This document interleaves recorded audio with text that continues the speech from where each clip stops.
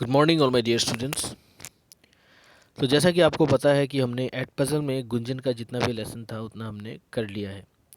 तो आज हम शुरू करेंगे व्याकरण का दिन मास और पर्व, जो कि हम कर चुके हैं क्लासेस में। तो इसी का हम एक रिवीजन की तरह करेंगे। तो जैसे कि आपको पता है कि व्याकरण का आज हम लेसन करने वाले हैं, लेसन नंबर 16, दिन मास और पर्व। दिन का अर्थ होता है डेज, मास का अर्थ होता है मंथ और पर्व का अर्थ होता है फेस्टिवल।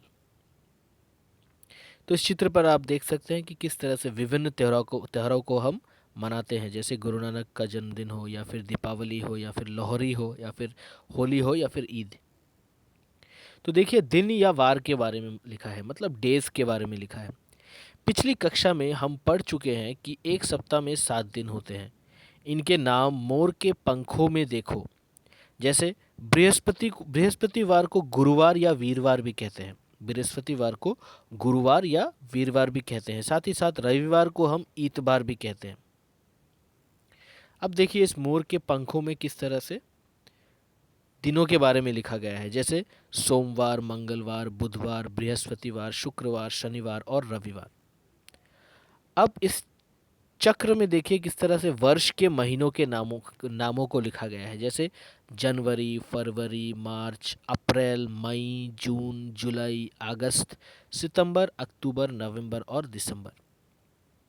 अब हम इन वर्षों के बारे में, यानी कि महीनों के बारे में, एक वर्ष में जितने महीने होते हैं उन महीनों के बारे में कुछ जानकारी प्राप्त करेंगे। तो देखिए, लिखा है कि एक वर्ष में 12 महीने होते हैं।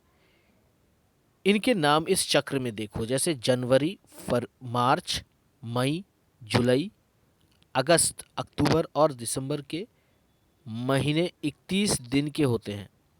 अप्रैल, जून, सितंबर व नवंबर के महीने 30 दिन के होते हैं और फरवरी के महीने में 28 यानी कि 28 दिन होते हैं, परंतु हर चौथे साल बाद या 29 दिन का हो जाता है। क्यों हो जाता है 29 दिन का, उसके बारे में भी हम जानेंगे।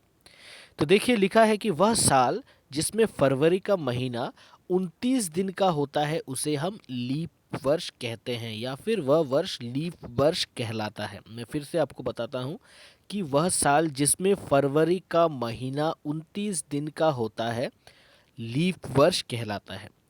एक वर्ष में 365 यानी कि 365 दिन, डेज होते हैं, पर लीप वर्ष या अधिवर्ष जिसमें फरवरी का महीना 29 दिन का होता है उसमें 366 दिन का होता है।